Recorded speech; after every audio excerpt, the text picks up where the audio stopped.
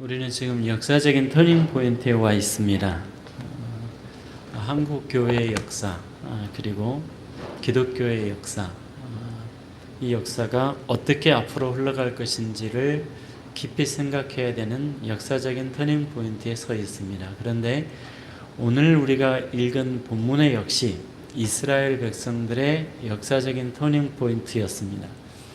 그 이스라엘 백성들의 역사적인 터닝 포인트는 몇 가지가 매우 중요하게 나타나는데, 첫 번째는 이스라엘 백성들의 개인적인 인생에 있어서 엄청난 터닝 포인트를 맞이했고요. 또 하나는 하나님께서 구약교회를 세우셨는데 가나안 땅에 이스라엘 백성들을 통해서 하나님의 나라를 세우셨는데, 이 하나님의 나라가 엄청난 소용돌이에 휘말리면서 역사적인 터닝 포인트로 들어가게 됩니다. 또 하나는 이 국가가 망해서, 이스라엘이라고 하는 국가가 망해서 앞으로 어떻게 자신들의 인생이, 나라의 인생이 정해질지 모르는 엄청난 소용돌이 속으로 휘말려 들어가는 역사적인 터닝 포인트에 서 있습니다. 오늘 우리가 읽은 본문의 내용입니다.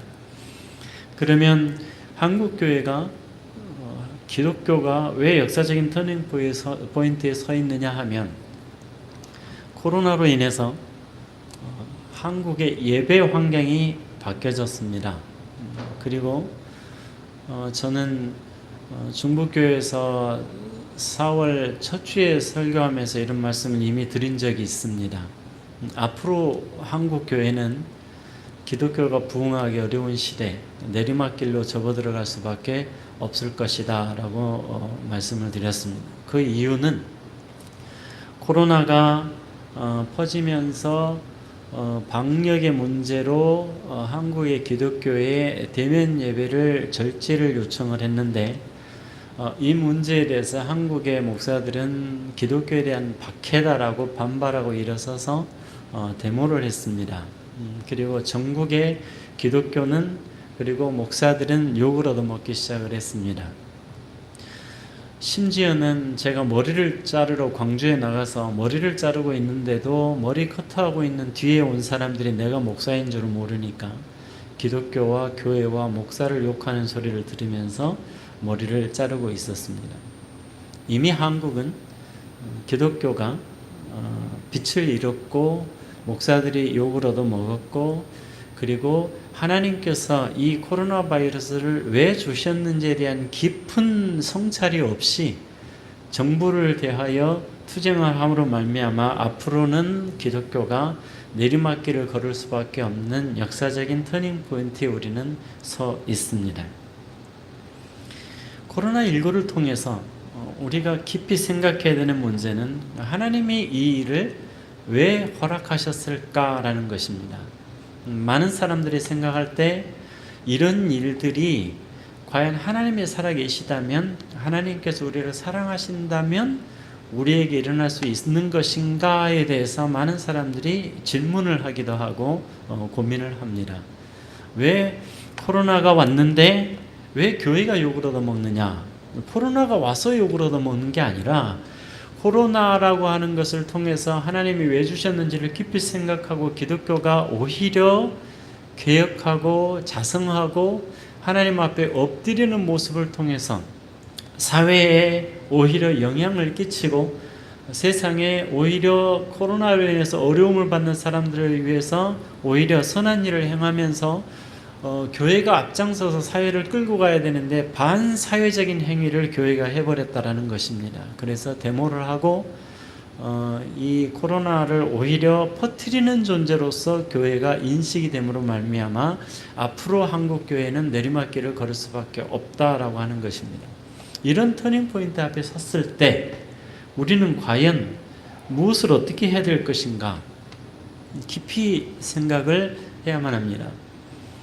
코로나19를 하나님과 상관없이 이렇게 허락하신 일이라면 상황이 달라집니다. 그러나 코로나라고 하는 것이 하나님의 허락 없이는, 세계 역사를 주관하시는 하나님이 없이는 이 땅에 일어날 수 있는 게 없습니다. 그렇다면 이런 코로나라고 하는 것을 통해서 중세 역시 흑사편으로 인구들이 어마어마한 인구가 죽어갔는데, 공식적으로는 당시에 유럽 전체는 전체 기독교 사회였습니다. 그런데 흑사병으로 역사적인 결과로는 3분의 1이 죽었다라고 말을 하는데 인구 통제가 완벽하지 않았던 시기였기 때문에 사회 역사학자들은 평가하기를 거의 절반에 가까운 인구가 죽었다라고 말을 하고 있습니다. 그러니까 이런 일들이 지금만 일어나는 게 아니고 이전에 이미 지금 우리가 겪고 있는 코로나보다 훨씬 심각한 전염병을 전 세계 역사 속에서는 겪어왔습니다. 근데 이런 일들을 겪을 때마다 과연 하나님 없이 일어난 일인가? 이스라엘이 멸망을 하게 된 것이 하나님 없이 일어난 일인가? 페르시아가 쳐들어와서 이스라엘을 멸망하게 만들고 성전을 부숴버려서 예배를 못 드리게 만드는 일이 과연 하나님 없이 하나님께서 관여하지 않고 일어난 일인가? 이 문제는 우리가 깊이 생각하고 미래를 대비해야 되는 매우 중요한 역사적인 터닝 포인트에 있다, 이렇게 말씀을 드릴 수가 있습니다. 그렇다면 코로나를 통해서 하나님이 원하셨던 것은 무엇일까요? 많은 신학자들과 목회자들이 염려하는 바가 무엇인가 하면 이 코로나라고 하는 것을 하나님께서 허락해 주셔서 한국교회가 자성하지 않는다면 미래는 어떻게 될 것인가?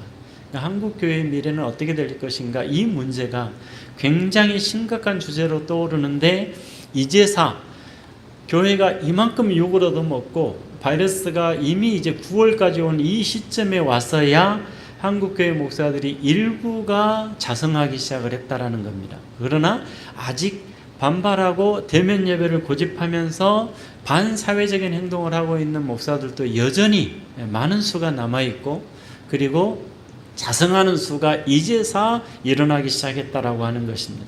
이미 3월 달에 자성을 하고 한국교회 방향을 결정을 했어야 될 한국계 기독교가 이미 반사회적인 행동을 통해서 세상의 기독교를 유혹을 다 먹는 다음에서 일부가 자성하기 시작했다는 것은 굉장히 아쉬운 측면이 많습니다.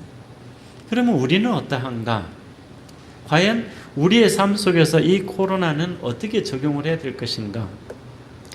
오늘 본문에서 하나님은 이스라엘 백성들에게 이런 역사적인 터닝 포인트에서 하나님이 말씀하시는 것을 이스라엘 백성들에게 분명하게 전해 주십니다. 이 하나님의 답을, 이런 역사적인 터닝포에서 인생들에게 던지시는 하나님의 메시지를 우리가 답을 듣기 전에 우리는 먼저 질문을 해야 됩니다.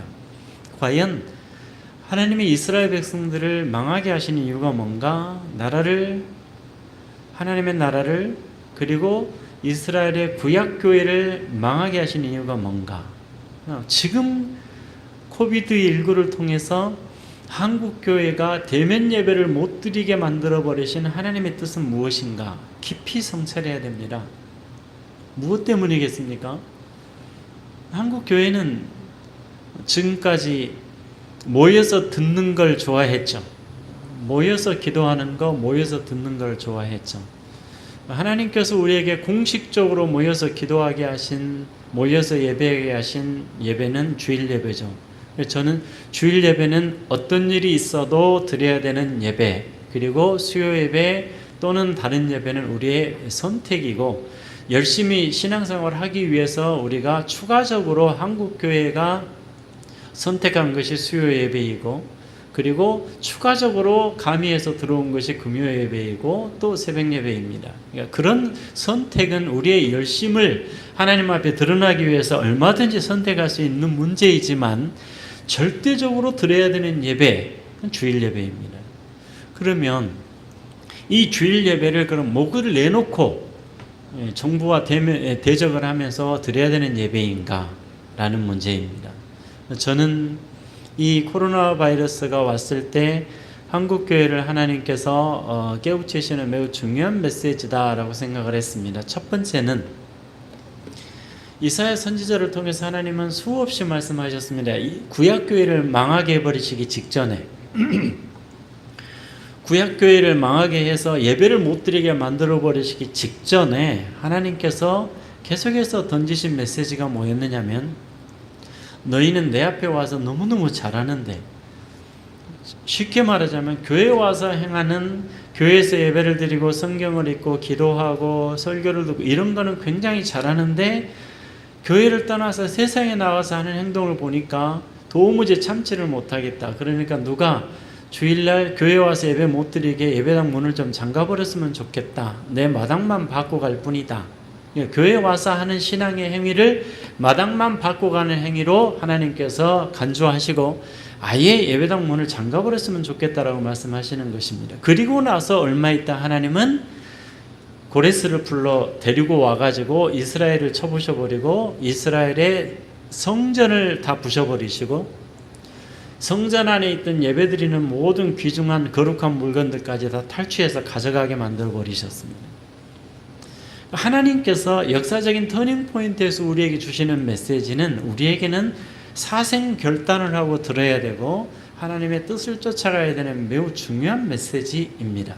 그러나 한국교회는 듣는 것을 좋아했죠. 그리고 설교를 듣기만 하고 세상에 나가서 행하는 것은 상관이 없어요. 행하는 건 내가 원하는 대로 사는 거고 교회 와서 열심히 듣는 것이 신앙생활이라고 생각했어요. 그래서 한국의 성도들은 신앙의 수준이 내가 들을 수 있고 내가 이 정도 생각할 수 있고 내가 이런 정도로 말할 수 있는 게 신앙인 줄 알고 있어요.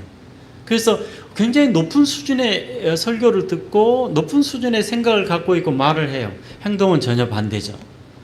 그러니까 우리는 신앙으로 살아내는 일에는 완전히 관심이 없고 그냥 듣는 일에만 관심을 뒀던 그런 신앙생활이 한국교회의 전형적인 신앙생활이었다라고 하는 것입니다. 그렇다면 코로나19를 통해서 하나님께서 우리에게 원하시는 것은 무엇이겠습니까? 대면 예배를 못하게 만드시고 우리에게 성찰을 하게 하신다면 우리가 심각하게 고려해야 될 내용이 뭐겠습니까? 나가서 어떻게 사느냐 이 말입니다. 나가서 어떻게 행동하고 어떻게 말하고 어떻게 하나님 말씀을 실천해내느냐, 그래서 어떻게 내 성품이 얼마나 변해가고 있고 내 삶이 얼마나 방향이 바뀌고 있고 내 생각이 얼마나 바뀌고 있느냐, 이게 신앙생활입니다. 그런데 교회 와서 하는 행위만 열심히 하고 있기 때문에 하나님이 막아버리신 겁니다. 이 문제에 대해서 심각하게 고민을 해야 됩니다. 두 번째, 이 코로나 때문에 고민해야 될 문제가 한국교회 성도들은 꼭 어떤 장소에서만 예배를 드려야 된다라고 생각하는 경향이 굉장히 짙습니다. 여러분이 너무나 잘 아시다시피 야곱이 가다가 야복강강에서 돌을 베고 잠자다가 하나님을 만났습니다. 그때 깨달은 말이 뭐냐면 하나님이 여기 계시거늘, 하나님이, 내가 어딜 가든 하나님이 거기 계시고 내가 어딜 가든 거기서 하나님을 예배할 수 있고 하나님과 동행할 수 있고 하나님을 찬양할 수 있고 하나님께 기도할 수 있는데 꼭 어느 장소에서만 해야 되는 줄 알았다라고 하는 사실입니다. 한국교회 성도님들은 교회 와서만 기도할 줄 알고 교회 와서만 예배해야 될 줄 알고 교회 와서 하는 행위만 신앙생활이라고 생각했기 때문에 여기를 떠나버리면 아무것도 하지 않습니다. 이것이 심각한 문제였다라고 하는 사실입니다. 그렇다면 코로나19를 통해서 우리가 깨달아야 되는 것은 생활 속에서 하나님께 예배할 줄 아는 신자가 되는 것, 생활 속에서 어딜 가든지 하나님을 만날 수 있는 사람이 되는 것, 어디서든지 하나님께 기도할 수 있고 어느 시간이든 어느 때든지 간에 하나님과 동행하는 사람, 기도하는 사람이 되는 것, 굉장히 중요한 문제입니다. 그것은 신앙생활입니다. 하나님이 원하시는 것은 신앙생활이었지 교회 생활을 원한 게 아니었어요. 그러니까 교회 생활은 신앙생활을 할 수 있도록 교회에서 훈련받는 과정이고 교회 와서 하나님 앞에 예배하는 훈련, 기도하는 훈련, 그걸 통해서 성숙해져서 내가 어딜 가든 무엇을 하든 하나님의 뜻을 따라서 행하는 그런 신앙생활을 하는 삶, 그걸 하나님께서 원하셨다라고 하는 것입니다. 이것이 코로나19를 통해서 예배를 못 드리게 만들어 놓으신 하나님 앞에서 과연 우리가 어떻게 신앙생활을 해나가야 될지를 깊이 고찰해야 되는 굉장히 중요한 문제라고 하는 사실입니다. 만약에 이것 때문에 하나님의 코로나19를 주셨다면 이것이 고쳐지지 않는다면 어떻게 하시겠습니까? 만약에 하나님이 어떤 훈련을 위해서 뭔가 문제거리를 주셨는데 그 문제를 겪고도 고쳐지지 않았다면 그 다음에 더 큰 문제를 주시겠죠? 그럼에도 불구하고 그것이 깨달아지지 않는다면 역시 똑같은 어려움을, 똑같은 문제를 하나님께서 반복해서 주셔서 깨달을 때까지 하시겠죠. 이스라엘 백성들이 완벽하게 깨달을 때까지 하나님은 이스라엘을 완전히 망하게 하시고 교회를 망하게 하셔서 예배를 드리는 사람이 하나도 없게 만드셨습니다. 그래서 이스라엘 땅에는 교회를 하나님이 구약교회를 완전히 다 망하게 하시니까 하나님 나라가 완전히 망가지면서 이스라엘 땅에는 포로로 잡혀가 버린 사람들이 인재들이 더 많았고 종교 지도자들이 더 많이 끌려가서 이스라엘에 남아있는 땅에는 예배를 드릴 자도 없고 예배를 인도할 자도 없고 예배를 드릴 장소도 없고 예배를 드릴 기물도 없이 사라져 버렸습니다.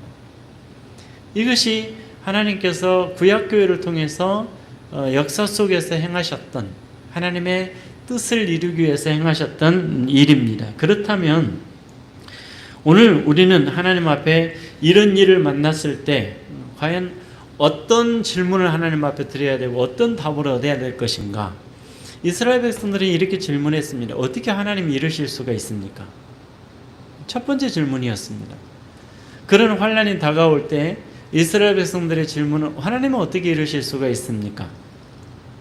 두 번째 질문이 있었습니다. 하나님은 과연 전지전능하십니까? 그러니까 이스라엘이 망하도록 하나님의 구약교회가 하나님의 나라가 망하도록 놔두실 수 있으십니까? 하나님이 전지전능하시다면 하나님이 과연 우리를 망하게 놔두실 수가 있으십니까? 라는 질문이었습니다. 하나님의 사랑이시라면 우리를 망하게 놔두실 수 있는가? 예외를 못 드리게 이렇게 망하게 놔두실 수가 있는가? 하나님이 전지전능하시다면 하나님 나라를 지켜주시지 못하고 망하게 놔두실 수가 있는가라는 문제였습니다. 그리고서 맨 마지막에 이스라엘 백성들이 하나님 앞에 던진 질문이 있었습니다. 그 질문은 바로 하나님은 불변하신가? 라는 질문이었습니다. 그러니까 첫 번째 하나님의 사랑이신가에 대한 질문이 뭐였느냐면 하나님이 진짜 사랑하신다면 우리를 망하게 놔두실 수가 있는가? 예배 못 드리시게 놔두실 수가 있는가? 라는 질문입니다. 하나님은 사랑이시다라고 성경은 선포하고 있습니다. 그런데 성경의 진정성에 대하여 정면 도전하는 질문이 하나님은 과연 사랑의 하나님이 맞으시는가? 라는 질문입니다.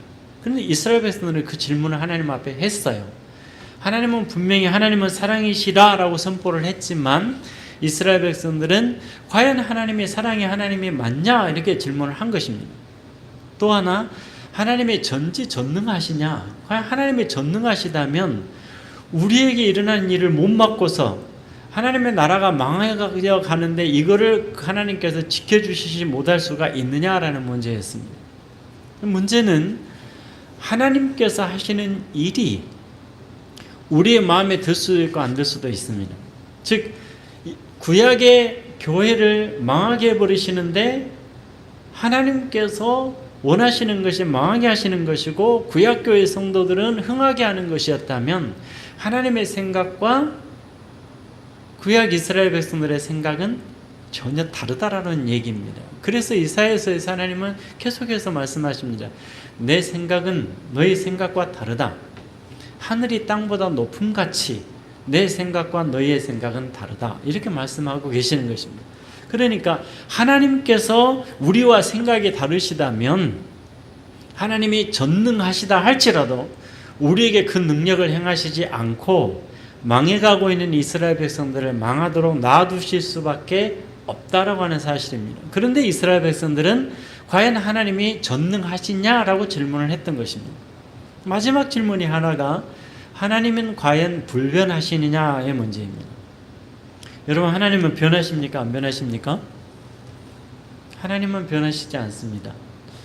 구약의 홍해를 가르치던 하나님은 지금도 변하지 않으십니다. 홍해를 가르치던 하나님은 지금도 필요하시면 서해를 갈라서 중국과의 사이에 길을 내실 수 있는 하나님이십니다. 하나님은 절대 변하지 않으십니다. 변하지 않으신데 이스라엘 백성들은 하나님이 과연 불변하시냐 이렇게 질문을 한 것입니다. 그 질문이 뭐냐면 옛날에 홍해를 갈라서 우리를 인도하셨던 하나님이 변하셨기 때문에 지금 우리를 안 도우신다 이 말입니다. 여리고 성을 무너뜨리셨던 하나님이 지금 우리를 돕지 않으시기 때문에 이스라엘이 망해간다, 이렇게 판단을 하고 하나님께 항변을 하는데, 하나님은 변하셨지요, 이 말입니다. 하나님은 우리를 사랑하지 않으시죠. 하나님은 전능하신 하나님이 아니시죠. 계속해서 이렇게 하나님 앞에 따져 물었다라고 하는 사실입니다. 이 문제들에 대해서 하나님께서 답을 하시는데, 하나님께서 답을 하시는 내용이 상당히 우리들에게 시사하는 내용이 굉장히 많습니다. 우리는 깊이 생각을 해야만 하는데, 하나님은 상황별로 다르게 역사하시는 하나님이십니다. 그러니까 홍해 때 하나님은 이스라엘 백성들을 데리고 가셔서 구약교회를 세우셔야 되는, 구약의 하나님 나라를 세우셔야 되는 하나님이셨기 때문에 홍해가 장애가 되면 홍해를 가르셔야 됐고, 물이 없으면 반석에서 물을 내셨어야만 합니다. 상황이 다르죠.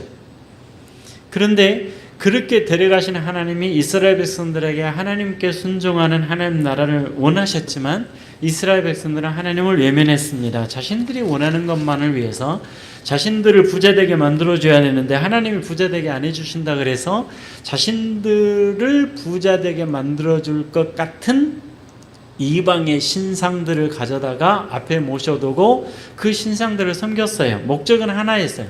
자신들이 원하는 대로 해달라라는 거죠. 그게 부자 되는 것이었어요.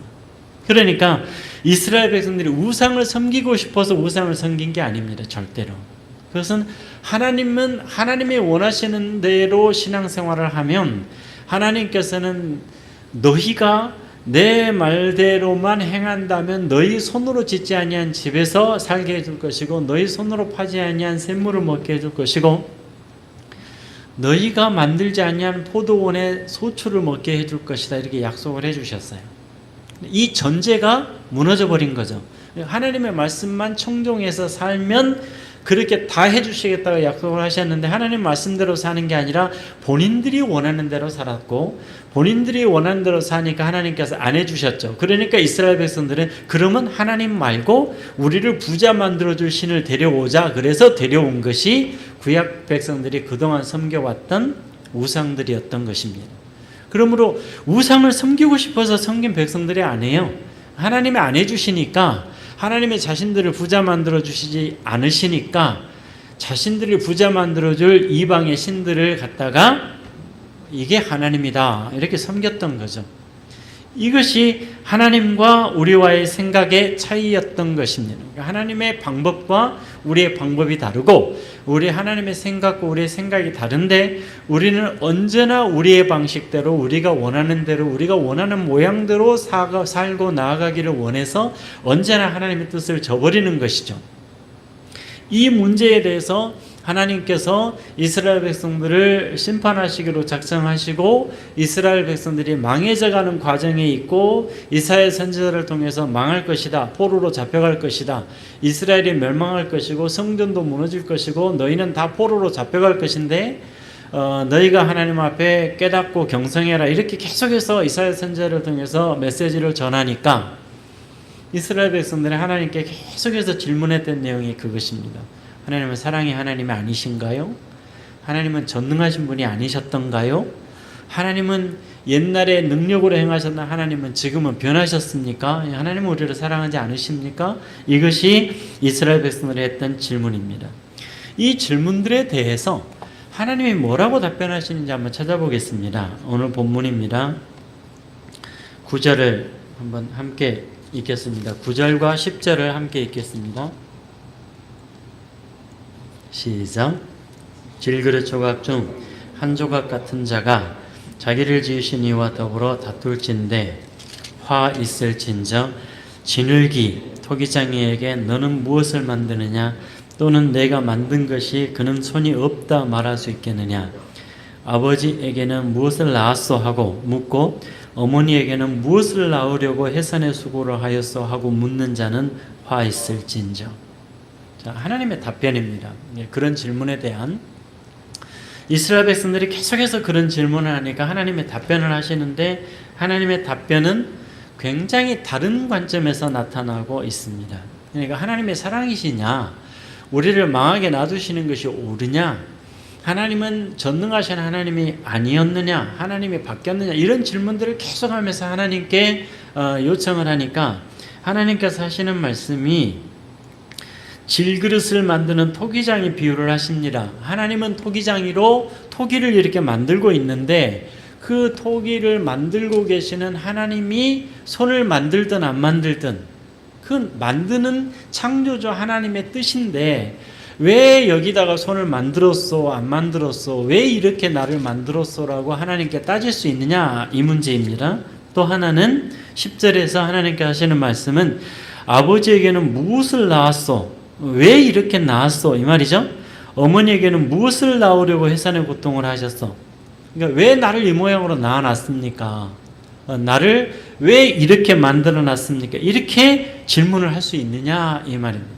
하나님께서 창조주이시고 우리는 피조물인데 창조주 하나님이 뭔가를 만들어 가시는 일에 대해서 질그릇 같은 우리라고 표현했죠. 9절을 한번 봐보세요. 질그릇 조각 중 한 조각 같은 자라고 표현을 했죠. 그러니까 질그릇 같다고도 표현하지 않으시고 질그릇 조각 중 한 조각 같은 자라 그랬어요. 우리가 하나님 앞에서 얼마나 하찮은 존재인지에 대해서 말씀하고 계시는 거죠. 그래서 질그릇 조각 중 한 조각 같은 자가 자기를 지으신 이에게 다툴진대 이 말이에요. 그러니까 그 하나님께 따지고 있다 이 말이죠. 그러면서 왜 이렇게 만들었느냐 저렇게 만들었느냐 이것을 왜 더 하나 만들지 안 만들었느냐 이렇게 말할 수 있느냐 이것을 지금 하나님께서 답으로 내놓고 계시는 것입니다. 이 비유를 통해서 하나님께서 말씀하시는 내용이 뭐냐 하면 하나님의 전능성을 의심하고 하나님의 사랑을 의심하고 하나님이 변하셨다라고 오해하고 있는 이 사람들에 대해서 하나님께서 주신 첫 마디가 신분을 깨달아라 이 말입니다. 너는 어떤 신분인지를 깨달아라. 쉽게 말하자면 교만을 버리라 이렇게 말씀하고 계시는 것입니다. 우리는 만들어지는 존재이지 만들 수 있는 존재가 아니에요. 우리는 하나님께서 만드시고 세우시고 인도하시는 데 따라가는 존재이지 우리가 뭘 만들 수 있고 우리가 사람을 만들거나 우리가 하나님 나라를 만들거나 우리가 하나님의 교회를 세우거나 우리가 뭔가를 계획해서 만들어낼 수 있는 존재가 아니에요. 뭔가가 이루어졌다면 하나님께서 하신 것이지 우리가 할 수 있는 게 아무것도 없어요. 그런 존재가 이건 왜 이렇게 돼야 되는데 이렇게 됐습니까? 라고 하나님 앞에 질문하는 게 가능하냐? 이렇게 묻고 있는 것입니다. 즉 교만을 버리라. 하나님의 계획하심과 일하심에 대해서 통제하고 다스리려는 인간의 교만을 드러내고 계시는 것입니다. 자, 하나님은 구약교회를 만드셨어요. 이스라엘 백성들을 데리고 나와서 구약교회를 세웠어요. 그리고 너희가 하나님의 뜻에 따라 내 뜻을 청종해서 이렇게 살면 내가 너희를 이렇게 복주겠다라고 약속하셨어요. 이스라엘 백성들은 그 하나님의 뜻을 청종해서 사는 것이 아니라 자신들이 원하는 것만을 이루기 위해서 살다가 급기야는 하나님이 안 이루어주신다고 이방신 부자 되게 해줄 것 같은 풍요의 신만 데려다가 우상을 섬겼습니다. 그래서 하나님께서 안 되겠다. 더 이상은 두고 볼 수 없다. 그래서 하나님께서 망하게 하시고 하나님의 나라를 이스라엘 국가를 성전을 다 망하게 하셔서 없애버리시려고 작정하고 계시는데 이 문제에 대해서 왜 없애느냐? 왜 하나님 나라를 망하게 하려느냐? 왜 애굽에서 출애굽시켜서 여기서까지 데려올 때는 언제고 이제는 다시 망하게 해서 우리를 바벨론으로 페르시아로 끌려가게 만드느냐? 하나님이 사랑이시라면 이럴 수 있느냐? 하나님께서 우리를 진짜로 사랑하신다면 우리를 나라를 망하게 하시는 건 있을 수가 없다. 그렇다면 하나님은 전능하지 않으시다. 아니면 하나님은 이미 변하셨다. 이렇게 계속해서 하나님께 따지니까 하나님께 주신 답변이 뭐냐면 창조주 하나님이 지금 계획하고 진행하는 일에 대해서 네가 이러고 저러고 질문할 수 있느냐? 네가 전능자와 다툴 수 있느냐? 이 문제입니다. 그러니까 하나님께서 하시는 말씀은 하나님이 계획하고 진행하고 계시는 일에 사람이 하나님이 이건 이렇게 해주세요. 저건 저렇게 해주세요. 하나님이 하시는 일을 통제하고 경영하고 바꿀 수 있느냐? 이 문제를 지금 하나님께서 말씀하고 계시는 것입니다. 그래서 질그릇된 인생이 토기장이인 인생이 과연 토기를 만드신 하나님께 이렇게 만들라 저렇게 만들라라고 말할 수 있느냐? 이렇게 답변하고 계시는 것입니다. 우리는 피조물이라는 것을 잊지 말아야 됩니다. 우리는 이스라엘 백성들이 교만해져서 하나님은 이렇게 해야 된다 저렇게 해야 된다, 하나님이 그렇게 안 해주시니까 심지어 우상을 갖다가 섬겨버린 것처럼 하나님이 이렇게 해야 된다 저렇게 해야 된다, 하나님께 그럴 수 있는 존재는 아닙니다. 그래서 하나님은 창조주와 피조물, 토기장이와 질그릇 중에 한 조각 같은 자로 인생을 비유하면서 내 생각과 너희 생각은 다르다 이렇게 말씀하고 계시는 것입니다. 결국은 인간의 교만을, 하나님이 하신 일에 대해서 이래라 저래라 하는 인간의 교만을 지적하고 계시는 말씀이신데, 교만의 반대말은 겸손입니다. 여러분, 겸손이라는 말은 이 라틴어에서 나왔는데, 겸손이라는 말은 영어로 humility죠. humility라고 하는 말은 라틴어 humus에서 나왔습니다. 라틴어 humus라는 말에서 humility라고 하는 영어가 파생이 돼서 나왔는데, 지금도 영어 중에서는 humility라고 하는 말을 겸손이라는 단어로 쓰고, 즉 그 humus에서 파생된 humility는 겸손이라는 단어로 쓰고, humus라고 하는 단어가 영어에 그대로 남아있는데, 그 humus라는 단어는 부엽토, 즉 흙이라고 하는 단어입니다. 그럼 라틴어 휴머스라고 하는 단어는 무슨 단어였느냐? 그 역시 라틴어 휴머스는 흙을 말하고 있습니다. 그 흙을, 휴머스라는 단어가 흙을 말하고 있고, 휴머스에서 파생되어서 나온 영어 휴밀러티가 겸손인을 말하고 있다면, 겸손이라는 뜻은 무슨 뜻이 됩니까? 굉장히 성경적인 단어인데요. 겸손이라는 뜻은 창조주 앞에 우리는 피조물 흙이라고 하는 것을 인정하는 삶이 겸손이라 이 말입니다. 우리는 흙이죠. 흙에서 와서 하나님은 흙으로 우리를 만드셨어요. 흙으로 우리의 선조를 만드셨고, 선조를 흙으로 만드신 다음에는 선조를 통해서 우리를 부모님의 배 안에서 창조를 하셨죠. 그래서 하나님이 어머니의 모태에서 우리의 오장육부를 만드셨다라고 말씀하고 계시는 것입니다. 그렇게 만드신 하나님이 우리를 다시 흙으로 돌아가게 하시는 것입니다. 즉 흙을 기억하라. 우리는 창조주 앞에 서 있는 피조물이다. 흙과 같은 존재다. 그러니까 하나님께서 하시는 일에 대해서 우리가 이러라 저래라 할 수도 없고, 우리가 의문을 제기할 수도 없고, 하나님께서 하시는 대로 따라가야 될 인생이라고 하는 것을 말씀하시면서, 하나님은 이미 이스라엘 백성들을 망하게 해서 페르시아로 끌려가게 만드시기로 결정을 하셨다라고 하는 것, 이것에 대해서 너희가 이의를 제기할 수가 없다라고 하는 것을 말씀하고 계시는 것입니다. 하나님께서 또 하나를 말씀하시는데 11절 12절입니다. 우리 함께 보시겠습니다. 두 번째 답입니다. 하나님이 주신 첫 번째 답이 토기장이 앞에 있는 질그릇의 비유를 통해서 우리의 교만을 지적하고 계시다면, 두 번째 하나님께서 답 주시는 것이 11절과 12절인데 함께 읽겠습니다. 시작. 이스라엘의 거룩하신 이 곧 이스라엘을 지으신 여호와께서 이같이 이르시되, 너희가 장래 일을 내게 물으며 또 내 아들들과 내 손으로 한 일에 관하여 내게 명령하려느냐? 내가 땅을 만들고 그 위에 사람을 창조하였으며 내가 내 손으로 하늘을 펴고 하늘의 모든 군대에게 명령하였노라. 자, 눈에 띄는 단어가 두 개 있죠. 11절 끝에 내 아들들과 내 손으로 한 일에 대하여 너희가 내게 명령하려고 하느냐 이 말입니다. 그리고 12절 끝에는 하나님께서 명령하였노라. 뭘 말씀하고 계시죠? 명령하는 존재는 나다라고 하는 것입니다. 너희가 나에게 명령할 수는 없다. 너희가 마음에 안 든다고 너희가 나에게 명령을 하려고 하느냐라고 하나님께서는 지적을 하고 계시는 것입니다. 자식은 어렸을 때부터 성장을 하면서 생각이 달라지죠. 그 자식은 어렸을 때부터 생각이 달라지면서 성숙하면서 생각이 달라집니다. 하나님께서 내게 명령을 하려고 하느냐라고 질문을 하신다면 무슨 문제입니까?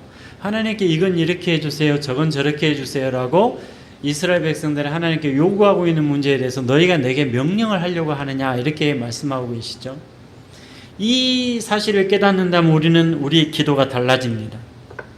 우리는 기도 열심히 하는 사람들의 기도를 쭉 들어보면 하나님께 명령하는 걸 굉장히 많이 볼 수 있습니다. 이건 이렇게 해주시고, 이건 언제까지 이렇게 해주시고, 이건 반드시 이렇게 해주셔야 됩니다. 하나님. 이렇게 하나님께 명령하는 걸 굉장히 많이 들어봅니다. 그런데 우리는 하나님께 그렇게 명령할 수 있는 자리에 있지 않다라고 하는 사실입니다.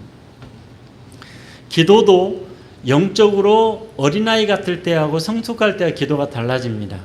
여러분, 태어난 어린아이는요, 서너 살 때가 되면 부모 상황, 부모 생각과 아무런 상관없이 떼쓰고 달라고 난리를 칩니다.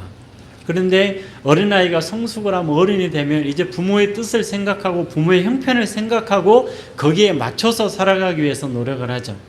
신앙생활하는 사람들도 영적으로 성숙이 안 됐을 때는 무조건 달라고만 때를 씁니다. 그러다가 성숙하게 되면 이제 아버지의 뜻대로 해달라고 하나님께 맡기는 기도를 하게 되는 것입니다. 스위스의 종교개혁자 쯔빙글리가요, 전염병에 걸렸어요. 전염병에 걸려가지고 거의 이제 사경을 헤매고 있을 때 하나님 앞에 기도한 기도문이 있어요. 그 쯔빙글리가 뭐라고 기도하냐면, 하나님, 살고 싶습니다. 나에게는 아직 종교개혁을 끝내야 될 책무가 있습니다. 하나님, 살고 싶습니다. 그러나 아버지의 뜻대로 하옵소서. 이렇게 기도했습니다. 그러니까 우리는 하나님 앞에 성숙한 사람이 되면, 영적으로 정말 믿음 좋은 사람이 되면 이렇게 해달라고 하나님 앞에 떼쓰거나 명령하는 사람이 아니라 하나님께 맡기고 하나님의 뜻을 쫓아가는 사람으로 바뀌게 됩니다. 그러나 우리가 영적으로 성숙하지 않게 되면 무조건 하나님께 이렇게 해달라고, 말은 하나님 앞에 강구하는 것 같은데 내용은 하나님 앞에 명령하는 것이 너무나 많습니다. 언제까지 해달래요? 언제까지 꼭 이루어 달래요? 사실 본문에 기도하던 이스라엘 백성들이 그랬습니다. 하나님께 계속해서 명령을 하는 거죠. 하나님, 망하지 않게 해주세요. 이스라엘 망하지 않게 해주세요. 우리를 포로로 끌려가지 않게 해주세요. 하나님의 사랑이시라면 이럴 수가 있습니까? 하나님께서 결국 하시는 말씀이 뭡니까? 너희가 내게 명령하려고 하려느냐? 나는 내가 세상을 만들었고 모든 군대를 만들었고 내가 명령을 하였었노라. 내가 명령하는 존재지 네가 나에게 명령하는 존재가 아니다. 이렇게 말씀하고 계시는 것입니다. 그래서 결국은 고레스를 일으키셨다. 이렇게 말씀하십니다. 세계의 역사 속에는 키루스라는 이름으로 등장을 하죠. 키루스인데 성경에는 이 키루스라는 단어가 한문으로 표기됐다가 한글로 번역이 되니까 고레스라는 말로 번역이 되어 있습니다. 세계 역사 속에는 키루스라고 등장하는데 정확하게 표현하자면 키루스 2세입니다. 성경에 지금 이 이사야서에서 고레스라고 등장을 하죠. 거기에 1절 45장 1절에 보세요. 여호와께서 그의 기름 부음을 받은 고레스에게 이같이 말씀하시되, 그러죠. 44장 28절에는 이렇게 말씀하십니다. 고레스에 대하여는 이르기를 내 목자라. 여러분, 고레스가 무슨 목자입니까? 이 사람은 하나님을 안 믿었어요. 하나님을 믿은 사람도 아니고 하나님을 인정하는 사람도 아닙니다. 이 사람은 페르시아의 왕으로서 이스라엘을 쳐부시기 위해서, 하나님께서 이스라엘을 멸망시키기 위해서 페르시아 군대를 강하게 키우시고, 강하게 키우신 다음에 그들의 군대를 끌고 와서 이스라엘을 멸망시키고 성전을 파괴시켜버릴 목적으로 불러 세운 사람이 고레스입니다. 영어식으로는 키루스 2세인데, 이 사람을 하나님은 뭐라고 말씀하시면, 그가 하나님을 믿지도 않고 하나님을 알지도 못하지만 하나님께서 시키신 일을 하고 있어요. 이스라엘을 망하게 하는 일, 성전을 망하게 하는 일을 하고 있어요. 그래서 하나님은 표현하시기를 내 목자라, 내가 기름 부어 세웠다, 이렇게 표현하고 계시는 것입니다. 그 사람을 데리고 와서 망하게 하겠다라고 하는 것이 하나님의 목적입니다. 그리고 나서 나중에 너희들을 다시 값없이 풀어줘서 1차 성전 재건, 2차 성전 재건, 예루살렘을 재건하기 위해서 노력할 때인데, 그때 가서 내가 이스라엘을 재건하겠다. 하나님이 이렇게 약속하신 것입니다. 이 방법이 이스라엘 백성들은 마음에 안 든다라는 거죠. 그래서 하나님께 그렇게 하지 말라고 계속 요청을 하여 하나님이 네가 나에게 명령을 하려느냐, 이렇게 말씀하고 계시는 것입니다. C.S. 루이스 교수를 여러분 잘 아실 것입니다. 기독교 평신도들에게 굉장히 은혜가 되는 메시지와 쉬운 기독교를 설명하고 있는 분입니다. 이 C.S. 루이스 교수가 쓴 나르니아 연대기라고 하는 글이 있어요. 이 나르니아 연대기에 보면 어린 소녀가 하나 등장을 하는데 질이라고 하는 소녀가 등장을 합니다. 그런데 이 소녀가 어느 날 길을 헤매다가 숲속에서 잠을 깼는데 목이 너무 말라요. 목이 너무 말라서 물을 마시려고 찾는데 이렇게 시냇물이 이렇게 목이 잘 이게 마실 수 있는, 목이 마를 때 마실 수 있는 시냇물이 이렇게 흐르고 있어요. 그러니까 그 소녀가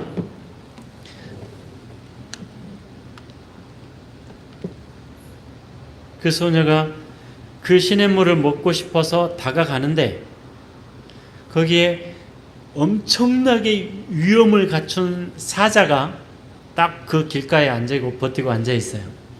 그래서 그 소녀가 사자를 보고서 물을 먹고 싶은데 무서워서 못 가요. 그러니까 이제 사자가 묻습니다. 이 나르니아 연대기에서 나타나는 사자는 아슬란이라고 이름이 붙어 있는데 예수님을 상징합니다.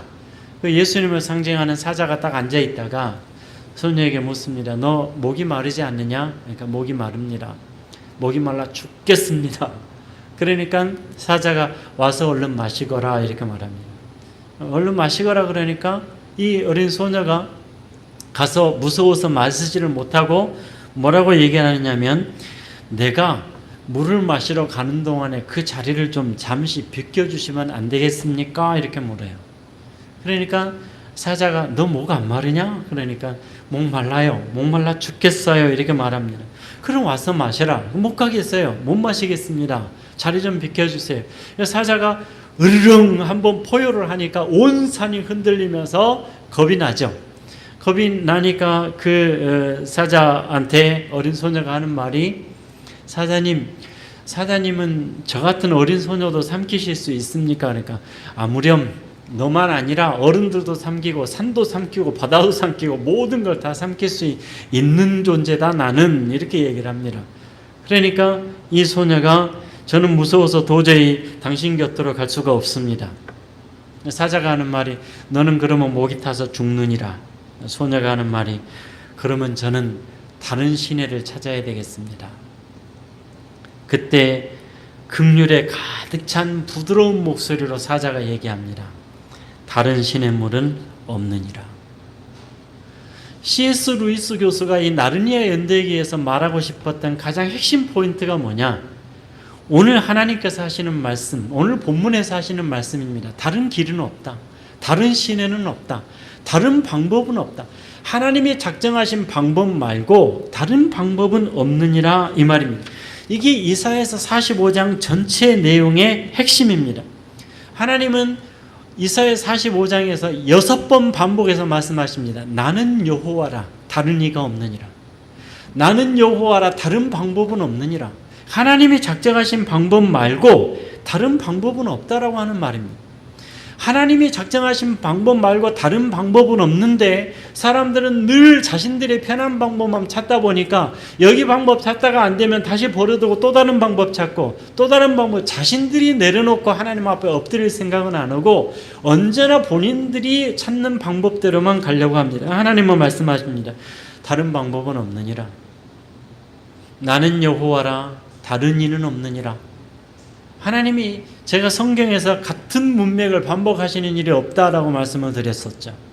그런데도 이사야 45장에서 6번이나 나는 여호와라, 다른 이는 없느니라. 무슨 뜻입니까?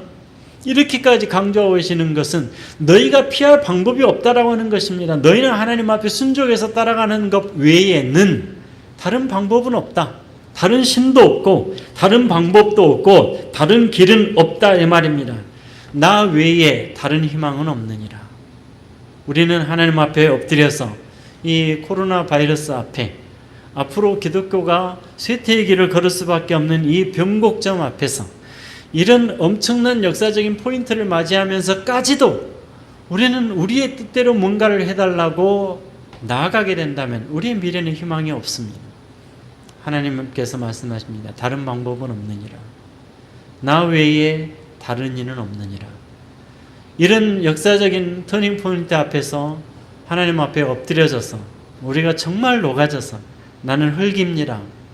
휴밀러티, 겸손하게 하나님 앞에 엎드려서 정말로 내가 피눈물인 것을 인정하는, 내가 하나님을 통제하고 내가 하나님을 명령하고 하나님께서 이렇게 해달라 저렇게 해달라가 아니라 하나님께서 원하시는 방법을 향해서 내가 죽어지는 자들이 되어서 이 위기의 시대에 살아나는 사람들이 되시기를 바랍니다.